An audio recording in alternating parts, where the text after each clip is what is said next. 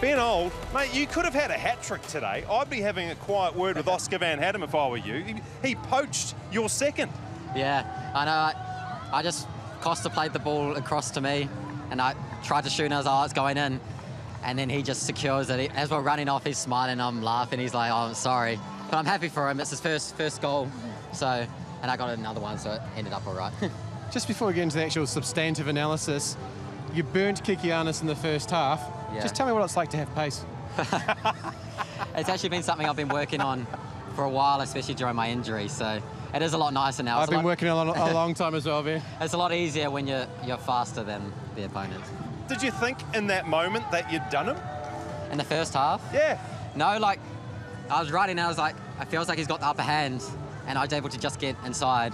But unfortunately, they covered it well, so, yeah. You look, Ben, how sure were you that that wasn't offside, that VAR call?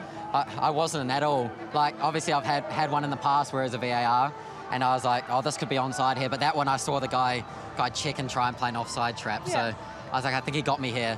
But you know, when the VAR takes longer and longer, you think it's a lot better chance. And I was talking to the guy who tried to play the offside trap, and I was like, oh, this could be a goal here. And just talk us through, this is the second time that you've been marginally onside. Are you ever going to be able to celebrate? Yeah, I know. It's actually all right for me. You chose not to with the second goal. Yeah, I hate celebrating. Oldie, that's how much was in it, mate. Yeah. Basically, the big toe. I didn't think it could get closer than the last one, but I think it did. If we just stay on that for the moment, though, you were talking to us in the break. You could see Paney was travelling forward with the ball, and you could see that they were starting to play the offside trap, or at least setting up to it. Yeah. How have you curved your run? What have you done to stay onside there? So, obviously, before I saw that he was playing quite wide, so I came on the inside for the through ball. And then just as Paney was about to play, I saw him stop his run. So I tried to arc my run a bit more to stay onside, and thankfully I did it just enough, as you can see. All right, kids, that's how you do it. Just arc the run a little, feel someone stepping, and it's easy as that. Yeah, absolutely. You were saying that you're not, I mean, we rave about your pace week in, week out, but you're saying you're not actually the fastest man at the club.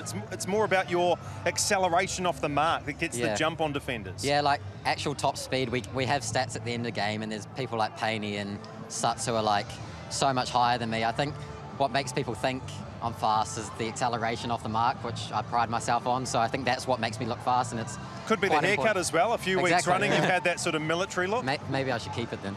The jumping and the cutting. Hey, Piney actually said that James Delinoff should have done a little bit better for the goal, your second goal. What are your thoughts around that? Because you hit that so hard. Yeah, I've had a few chances like that.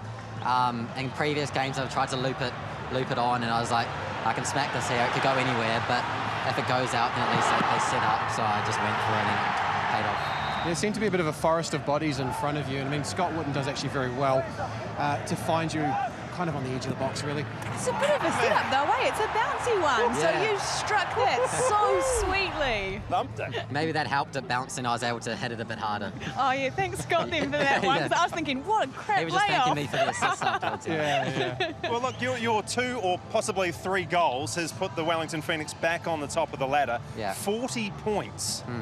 40 points with 7 matches to go. Yeah. You're in such an incredible position. Can you actually, you and your teammates, can you believe that this is what's happened this season? I don't think we've actually depthed it properly, honestly. I think at the start of the season, we had such a good start, and we're like, there's such a long way to go. It's going to be so hard to maintain this. Like, we've never done this before. Yeah. So we've just been able to just keep going, and credit to Chief, he makes us focus on game by game, so it doesn't seem like such a mountain to climb.